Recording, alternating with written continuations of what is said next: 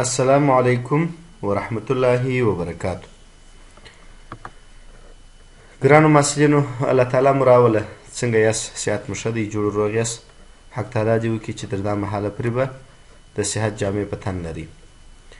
بسم الله الرحمن الرحیم. موږ تاسې په تیر درس کې د القلیګانو پر فزیکي خواص باندې بحث وکړئ. موږ ویل چې القلي موږ پر کومو خاصیتونو باندې پیژنو. په دویم قدم کې مو بیا د القلي کیمیاوي خواص یو درې دانې مشهور کیمیاوي خاصیتونه مو وویله چې یو د نیوترلایزیشن تعامل و، بل د غیر فلزي اکسایډو سره د القلیګانو تعامل و. اوس موږ تاسې دریم تعامل چې د شحمي اسیډونو سره تعامل دی. شحمي اسیډونه چې شحمي تیزاب دي دا هم د القلیګانو سره تعامل کوي او په نتیجه کې خنثی کیږي. شحمي مالګې یا عضوي مالګې ورڅخه لاسته راځي او اوبه ورڅخه لاسته راځي. د نن ورځ درس کې زموږ تاسې د القلیګانو اړوند دغه دوه مشهور کیمیاوي تعاملونه، همداسې د القلیګانو تعریفونه د مختلفو عالمانو له نظره او د القلیګانو نوم ایښودنه. دا زموږ تاسې د نن ورځ درس دی. د شحمي اسیډونو څخه دلته زه یو شحمي اسید رااخلم،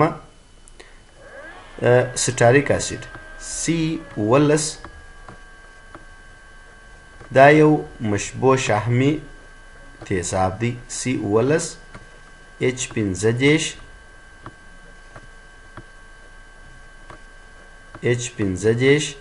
که COOH یعنی د کاربوکسیل ګروپ ورسره لیکئ COOH. دې ته وایي سټاریک اسید. دا یو شحمي اسید دی. که چیرې دا موږ تاسې یو ځای کړو د سوډیم هایدروکساید سره، سوډیم هایدروکساید یا پوتاشیم هایدروکساید یا دې ته ورته یو بله القلي، هر القلي چې وي، سوډیم هایدروکساید. د القلي سره موږ تاسې دا خبره کړې وه د نیوترلایزیشن په تعامل کې چې ټول تیزابونه د القلي سره د تعامل په نتیجه کې خنثی کیږي. د القلي سره د تعامل په نتیجه کې خنثی کیږي. چې شي لاسته راکوي مالګې او اوبه. چون چې دا عضوي تیزاب دي د القلي سره به یوځای سي، عضوي مالګې او تیزاب به لاسته راکړي، دغه اوبه به لاسته راکړي. څنګه؟ دلته دغه هایدروجن چې دی د تیزابو د کاربوکسیل د ګروپ هایدروجن چې دی هغه د OH سره یوځای کیږي، اوبه جوړوي. زه به ولیکم H رابطه جوړه کړه د OH سره. صحیح ده؟ د OH سره رابطه جوړه کړه، دا HOH. اوبه خو لاسته راغلې جمع. دلته سوډیم پاته دی. سوډیم د هایدروجن پر ځای باندې د دغه تیزابو چې کومه اړیکه یا دغه د تیزاب چې کوم ایون لاسته راځي، سټریټ ایون، د هغه سره سوډیم هغه اړیکه ورپوره کوي او مرکب ورڅخه لاسته راځي. یعنې داسې C11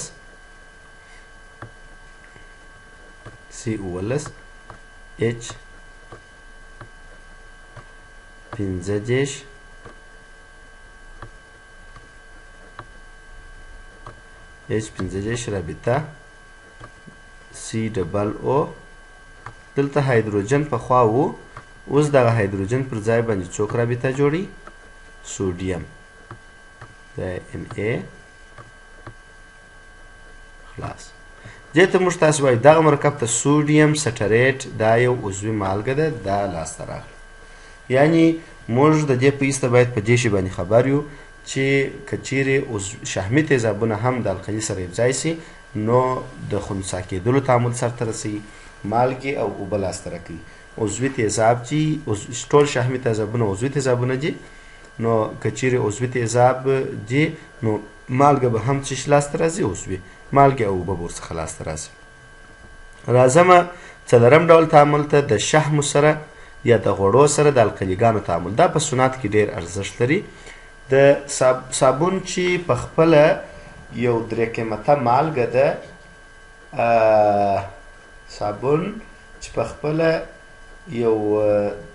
یو مالګه ده، یو عضوي مالګه ده، دغه د القلي او شحمو د تعامل څخه لاسته راځي. او ګلیسرین هم د همدې تعامل څخه لاسته راځي. ګلیسرین هم یو مهمه صنعتي ماده ده. نو ځکه دا تعامل ما دلته تاسو ته راخیستی دي، حوصله مو غواړم. سټارین مشبوع شحم دي، یا جامد غوړي او یا واز ده. CH2 د سټارین شحم چې دي د هغه فورمول درته لیکمه، CH2 COO رابطه C11 H15. دا یو درې قیمته شحم دی، دلته CH د سټارین شحم ته چې دا اوس زه تاسو ته ساختماني فورمول لیکمه، د سټارین شحم ته ګلیسرایل ترای سټریټ هم ویل کیږي، په دې خاطر چې د ګلیسرین د یو مالیکول دا مې درې ولیکئ، دا CH2 دا CH2 دی ښه. د ګلیسرین د یو مالیکول سره د OH پر ځای باندې درې دانې د سټاریک اسید د مرکب څخه د سټاریټ درې دانې آیونونه یو ځای سوي دي، نو دې ته موږ وایو ګلیسرایل ترای سټریټ. دا به بیا د خیره په شحمي اسیدونو کې انشاءالله العزیز موږ تاسې ووایو. په عضوي کیمیا کې دغسې دلته به هم COO رابطه C11 H15. دا جامد غوړي دي. جامد غوړي خو نو مختلف شحم د شحمي مالیکولونه پکښې کی، خو د جامدو غوړو یا مشبوع غوړو یو مرکب چې دی هغه دغه د سټارین شحمي مرکب دی، چې دا اوس تاسې دا کوم ساختمان وینئ دې ته وایي ګلیسراید ترای سټریټ یا سټارین. که چیرې موږ تاسې دا یو ځای کو د سوډیم هایدروکساید، پوتاشیم هایدروکساید، هر دغه چې وي القلي چې وي، د القلي سره که چیرې موږ دا یو ځای کو، مثلا پوتاشیم هایدروکساید KOH، دلته نو KOH درې مالیکوله د یو مالیکول شحم سره تعامل کوي، یعنی د القلي درې مالیکولونه د تیزابو د یو مالیکول سره تعامل کوي. نو درې مالیکولونه زه هر یو جلا جلا لیکم چې تاسو ته ښه واضح دا چې شي تشریح سي. خدای تعالی دې وکړي چې در باندې ونه غمیږي او سر مو په خلاص سي. نو دا القلي دا د شحمو سره موږ تاسې یو ځای کړه. تعامل یې څنګه سرته رسیږي ښه ورته متوجه سي. تعامل یې داسې سرته رسیږي، دغه CH2 چې دی خو یوه اړیکه، دلته دغه CH2 یوه اړیکه د COO ګروپ سره لري که نه لري یوه، نو دغه اړیکه به د OH سره جوړه سي، د پوتاشیم هایدروکساید یا د القلي څخه به OH چې سي دلته ورسره نصب سي. دغسې دا لاندې OH چې دی دا به د CH سره OH جوړ کړي، دلته د CH سره به OH جوړ کړي دلته، او دا دریم OH چې دی دا به بیا د پاته CH2 سره دلته اړیکه جوړه کړي. نو به ګلیسرین ورڅخه لاسته راسي داسې CH2، زه اول دا یم لیکمه، د CH2 سره دا رابطه یې سته، هغه به اوس د COO پر ځای باندې ساده OH راسي. دا OH خو همدا دی ولیکئ. د CH2 لاندې رابطه وه د چا سره؟ د CH سره. هغه CH هم دا یم زه لیکمه. CH چې دی هغه یوه رابطه درلود د COO سره، اوس هغه هم د OH سره سوله، د پوتاشیم هایدروکساید د دوهم مالیکول پوتاشیم هایدروکساید OH ورسره یو ځای شو. او لاندې بیا موږ رابطه لرو د چا سره؟ د CH2 سره. د CH2 سره هم یو OH یو ځای سوی دی. دا دی تاسې وینئ چې موږ ته د ګلیسرینو مالیکول لاسته راغلی.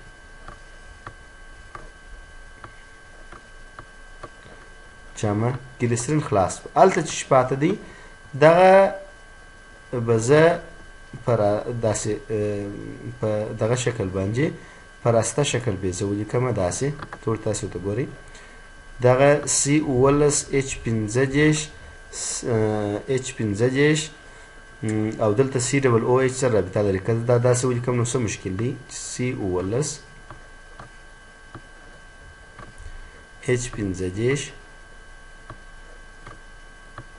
H15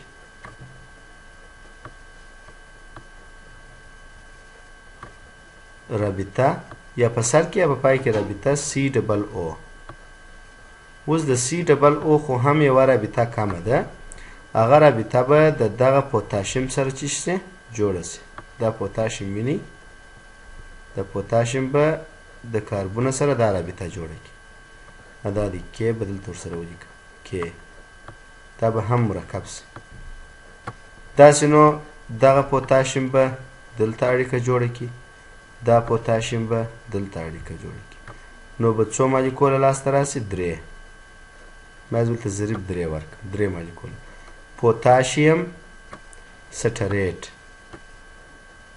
دغه هغه صابون دی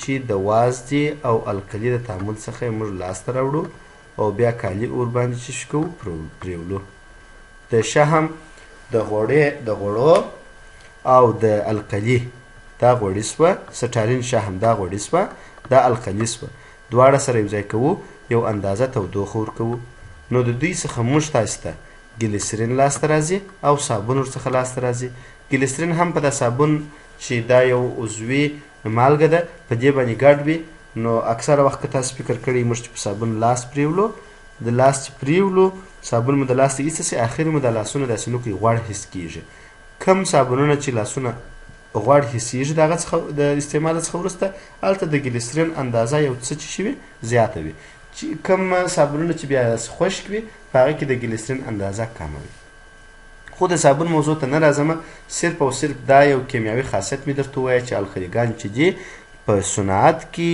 د شحمو سره یو ځای کېږي صابون ورڅخه لاسته راځي یا شحمي مالګې او ګلیسرین ورڅخه لاسته راځي اوس به راسو د خیر سره د القلیګانو تعریفونو ته لکه څنګه چې په د تیزاب په درس کې موږ تاسې ویلي وه چې درې عالمان د تیزاب په اړه باندې تعریفونه لري دلته هم همداسې دي لومړی عالم په تیزابو کې موږ که ستاسې په یاد وي ارهینوس و ارهینوس اوس هم د القلي په اړه باندې بیا څه وایي د تیزاب په اړه خو یې ویله چې هغه مرکبونه کم چې په اوبلن محیط کې د اچ ایون ازادي داسې ویله وه د القلي په اړه بیا وایي په اوبلن محیط کې د او اچ ایون ازادي چې منفي یو چارج لري د او اچ هر هغه مرکب که په اوبلن محیط کې د او اچ ایون آزاد کی نو پوه سئ چې هغه مرکب چې شي دی هغه مرکب القلي ده اوس مثلا زه امونیا شیم NH3 دا که چیرې د اوبو سره یو ځای کو په اوبلن محیط کې واچو د اوبو څخه یوه دانه هایدروجن دا اخلي CH3 جمع اوبه HOH به داسې ولیکم HOH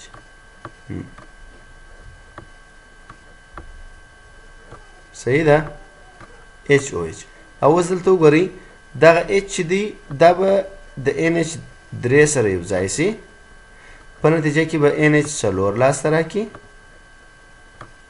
دا NH4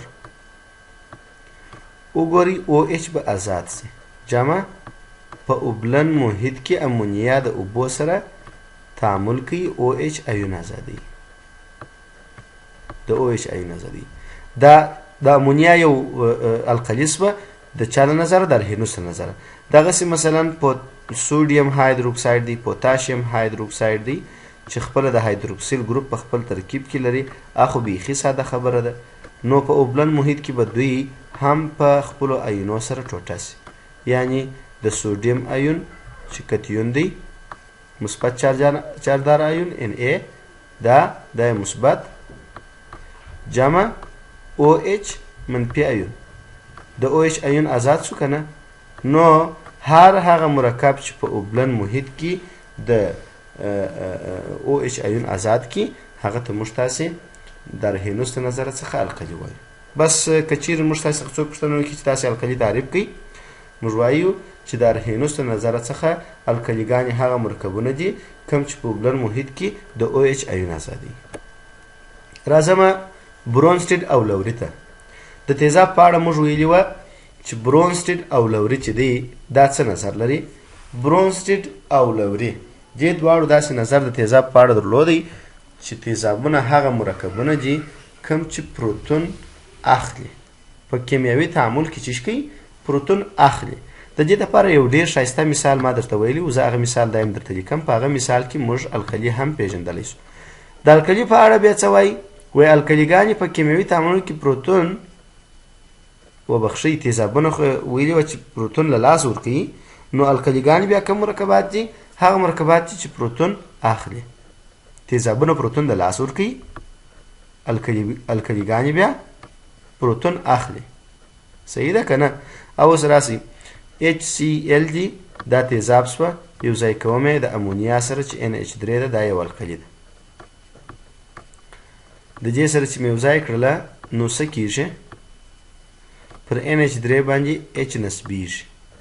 NH3 خو موږ اوس پېژنو چې القلي ده، نو خو H چې پروتون دی پر نصب سو که یا موږ داسې نسو ویلی چې NH3 پروتون په دغه تعامل کې واخیستی په NH4 بدل سو؟ ویلی سو که یا ویلی سو؟ نو پروتون اخیستونکي مرکبات چې دي هغه القلیګانې دي.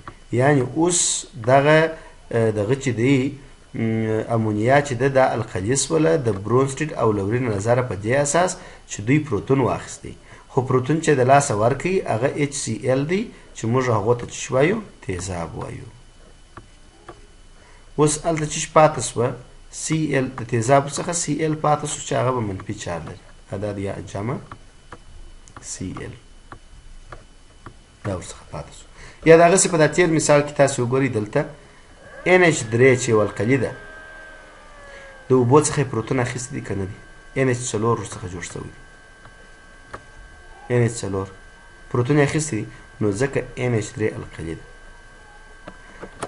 همیشه په هر کیمیاوي تعامل کې د برونسټیډ له نظره که چیرې تاسې چیرې داسې یو ماده ولیدله چې هغه پروتون واخلي، نو موږ به وایو چې هغه ماده چې ده هغه القلي ده.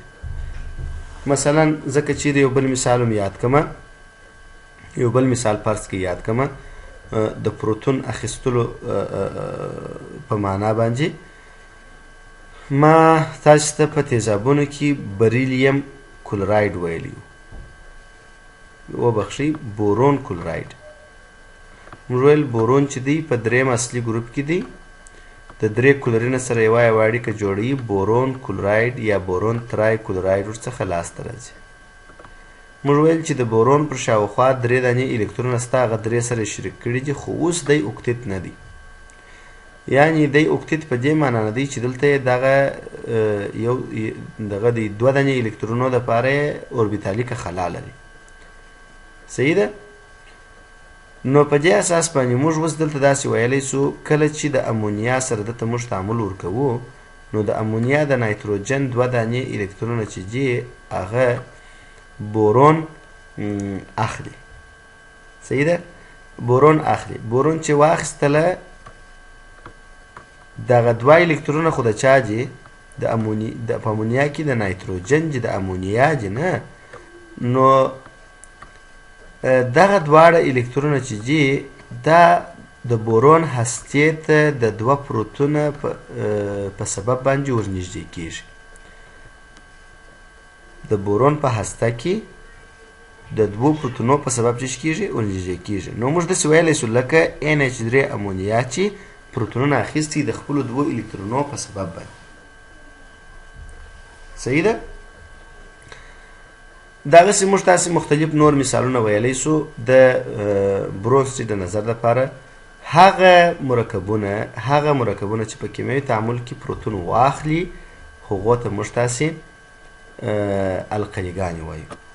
راځم پسې دریم تعریف ته چې د سوانټ ارهینوس لیوس د سوانټ ارهینوس خو نه دی، لیوس له نظره دی، ګیلبرټ نیوټن لیوس. دا سلایډو کې دا نومان اکثره سره صحوه سوي دي.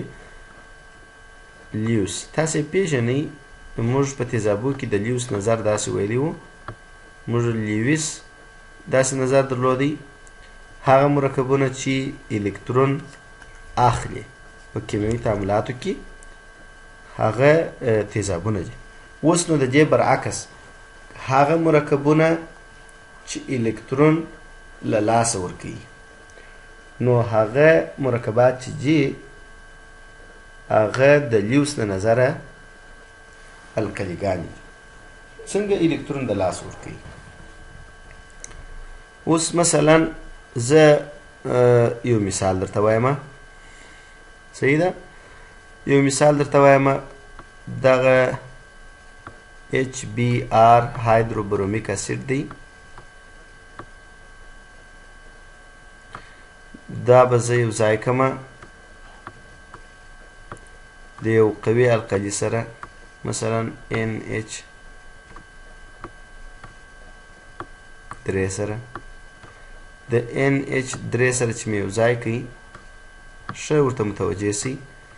دا خو واضح خبره ده چې H راجلا کېږي پر NH3 باندې نصبېږي. صحیح ده؟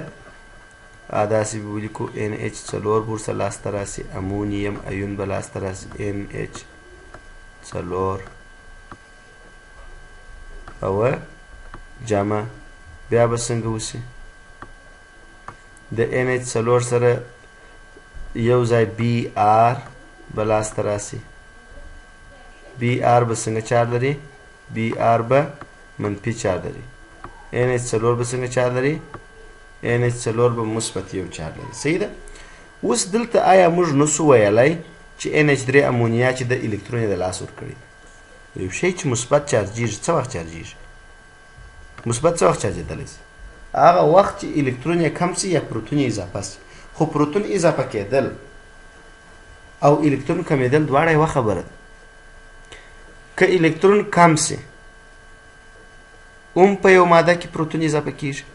که یو پروتون ته ور اضافه کړې خو نو هغه د پروتون اضافه سو. او یا که پروتون ور اضافه کړې په هغه ماده کې یو الکترون ضرورت پیدا کېږي الکترون کمیږي. او که یو ماده ته پروتون ور اضافه نه کړې بلکې الکترون ځینې وباسې نو هلته هم د یو الکترون ضرورت وي یو الکترون یې کم وي. نو په دې اساس باندې امونیا NH3 چې دلته چې پروتون یې اخیستی دي د دې معنا دا ده چې الکترون یې د لاس ورکړي. نو چې الکترون یې د لاس ورکړي دي نو دا د لیوس له نظره څخه دا القلي ده. او دغسې برعکس H دا بل مرکب ته راځو HBr ته. په HBr کې پروتون یې د لاس ورکړي دي په دې خاطر نو دی د برونسټیل له نظره او لوري له نظره څخه دا تیزاب دی HBr. د لیوس له نظره ولې تیزاب دي؟ ځکه چې Br الکترون اخیستی دي. H د لاس ورکړی دي. H د یو پروتون حیثیت لري. Br پاته سوی دی. Br څنګه چارج لري؟ منفي. نو چې منفي چارج لري دغه منفي چارج دا معنا لري چې الکترون یې اخیستی دي. نو چې پروتون د لاسه ورکړي نو خو الکترون یې اضافه کېږي.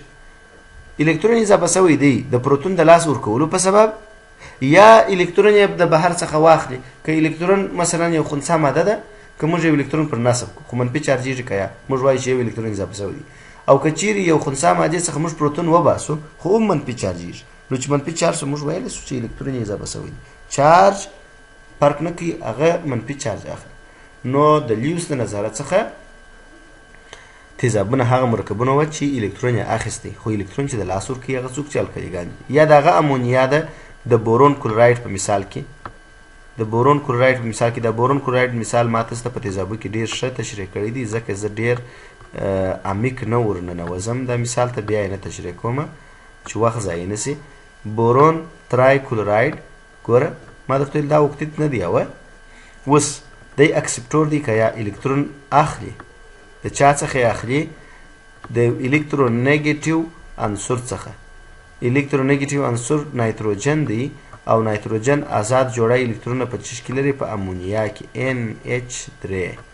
NH3 امونیا القلي ده په دا سبب چې دی الکترون دونار دی الکترون ورکوونکی دی. وګورئ دلته نایتروجن الکترونه ورکړي دي یعنی امونیا چې ده د امونیا مرکب چې دی الکترونه یې ورکړي دي د بورون ترای کلوراید مرکب دی. نو دا چې سوه دا اسید یا تیزاب سوه ځکه چې اکسپټور دی یعنی الکترون یې اکسپټ کړی دی، الکترون یې منلی دی، الکترون یې قبول کړی دی، الکترون یې اخیستی دی. او دا بیا چې دی دا بیا القلي سوه بیس د لیوس د نظره څخه بیس یا القلیګانې هغه دي کوم چې په کیمیاوي تعامل کې الکترون ورکوي دونار وي. NH3 دونار دی که نه دی؟ دوه دانې الکترون یې چاته ورکړي دي؟ و بورون ته ورکړي دي. نو په داسې شکل سره موږ کولی سو چې هر مرکب ته حساب وکړو. القلیګانې به د لیوس د نظره هغه مرکبونه چې الکترون په کیمیاوي تعاملاتو کې د لاسه ورکوي. راځو د خیر سره د القلیګانو ډولونو ته. القلیګانې پر درې ډوله باندې که څه هم القلیګانې ډېر ساده مرکبونه دي، پیژندل یې ډېر اسانه دي. دغه یو عمومي خبره سته تقریبا ډېرې القلیګانې که تاسو غواړئ چې وپېژنئ پر OH وپېژنئ. که چیرې OH په یو غیر یوزي مرکب کې تاسې ولیدئ بس هغه مرکب القلي ده. یعنی NaOH تاسې وینئ دلته OH پکښې کې دی بس دا القلي ده، دلته هم OH شته بس دا القلي ده، دلته هم OH شته بس دا القلي ده. خو دغه OH شمیر توپیر لري په مرکباتو کې. په دا مرکب کې چې تاسې وینئ OH یوه دانه دی، صحیح ده. سوډیم مثبت یو چارج لري، نو یو OH ورسره تعامل کوي یو خنثی کوي ځکه چې یو OH منفي یو چارج لري، دوی سره خنثی کوي. ټول هغه القلیګانې چې یوازې په خپل ترکیب کې یو OH ولري هغه ته موږ یو قیمته القلي وایو. اوس لاندې مثال ته وګورئ، دلته بیا کلسیم مثبت 2 چارج لري، اکسیدیشن نمبر یې مثبت 2 دی. نو د دې لپاره لازمي ده چې OH ځکه د OH اکسیدیشن نمبر خو منفي یو دی نو به 2 OH ورسره یو ځای سي، څو دانې 2 دانې OH ورسره یو ځای سي، نو به دا کلسیم خنثی کړی سي. دغسې القلیګانې چې 2 د هایدروکسیل ګروپونه په خپل ترکیب کې ولري هغوی ته 2 قیمته وایي. او که د هایدروکسیل ګروپونه د 2 څخه اضافه کېدل لکه اوس دلته په المونیم هایدروکساید کې اوس المونیم چې دی مثبت 3 اکسیدیشن شمیره لري، چې مثبت 3 اکسیدیشن شمیره لري نو د دغه مثبت 3 اکسیدیشن شمیرې سره د OH 3 دانې یو ځای سوی دي، المونیم هایدروکساید یې لاسته راکړی دي. د 2 څخه چې OH مازې په هر مرکب کې اضافه سو هغه ته موږ څو قیمته القلي وایو، څو قیمته القلیګان ورته وایو. یو قیمته سوې، 2 قیمته او څو قیمته. څو قیمته د 2 څخه چې اضافه سوه ټولو ته څو قیمته وایو. نه اوس راځم پسې د القلیګانو نوم ایښودنې ته. صحیح ده؟ نو د القلیګانو نوم ایښودنه چې ده عموما یو القلي په خپل ترکیب کې د OH ګروپ خامخا لري، خو که چیرې کومه القلي په خپل ترکیب کې د OH ګروپ ونه لري نو بیا هغو ته موږ په مروجه نوم ایښودنه سره نوم ورکوو. لکه اوس NH3 امونیا وه هغه ته موږ په مروجه نوم ایښودنه سره نوم ورکوو. راسئ اوس دلته زه د دغه نوم درته وایمه فلز دی د OH سره یو ځای سوی دی، نو فلزي هایدروکساید ورته ویل کېږي. فلزي هایدروکساید ورته ویل کېږي. صحیح ده؟ فلزي هایدروکساید نو اول د فلز نوم اخلو وروسته د OH پر ځای باندې د هایدروکساید کلمه ذکر کوو. دغسې دلته شمیر ته ضرورت نشته چې موږ یاد کړو. لکه اوس مثلا مخکې چې موږ شمیر یاداوه دلته شمیر نه یادو. د فلز نوم کلسیم پوره، د 2 هایدروکسیل پر ځای هایدروکساید ذکر کوو. د مسو نوم کفر هایدروکساید، المونیم هایدروکساید. دلته اوسپنه تاسو ته ما مخکې درښولې وه، مالکه چیرې په مثبت 2 سره وه هغه ته فیرس وایو، که په مثبت 3 اکسیدیشن شمیره سره یو ځای سوې وه نو بیا هغه ته فیریک وایو. نو دلته خو په مثبت 2 سره د څه راته معلومه شوه ځکه چې 2 OH ورسره یو ځای سوي دي. که 3 OH ورسره یو ځای سوي وه نو بیا Fe فیریک بولو، ځکه چې Fe به دلته مثبت 3 چارج جوړ کړي. او که چیرې داسې وه چې 2 OH ورسره یو ځای سوي وه نو معلومداره خبره ده چې د Fe چارج مثبت 2 دی، نو بیا فیرس هایدروکساید ورته وایي. فیرس هایدروکساید. په دا کې باید یو څه فکر وکړي. د فلز نوم اخلو. په القلیګانو کې تقریبا ټولې القلیګانې داسې دي، داسې استثناء لکه امونیا داسې ویلی شو استثناءات پکښې کې شته، مګر ټولې القلیګانې داسې دي چې د فلز او هایدروکسیل ګروپ څخه جوړ دي. نو د فلز مکمل نوم اخلو او د هایدروکسیل د کلمې پر ځای باندې د هایدروکساید کلمه ذکر کوو. د نن ورځ درس پر همدا ځای باندې پای ته رسوو. الله عز وجل دې وکړي چې تاسې یو څه اخذ ورڅخه کړی وي او در باندې غمېدلی نه وي. کورنۍ وظیفه مو دا ده چې تاسې به د القلیګانو پر کیمیاوي خواصو باندې یو دوه مثاله جوړ کړئ، پیدا به کړئ، او د القلیګانو د ډولو دپاره یو قیمته، دوه قیمته او درې قیمته القلیګانو دپاره به مثالونه جوړ کړئ، پیدا به کړئ. او بله خبره دا ده چې د یو څو القلیګانو نومونه به د حد اقل 5 حد اکثر 10 د 10 القلیګانو فورمولونه او نومونه به تاسې په خپلو کتابچو کې ولیکئ، یعنې پیدا به کړئ او بیا به ولیکئ. نور مو پر ستر لا یزال رب باندې سپارم. ښه وخت ولرئ. السلام علیکم ورحمة الله وبرکاته.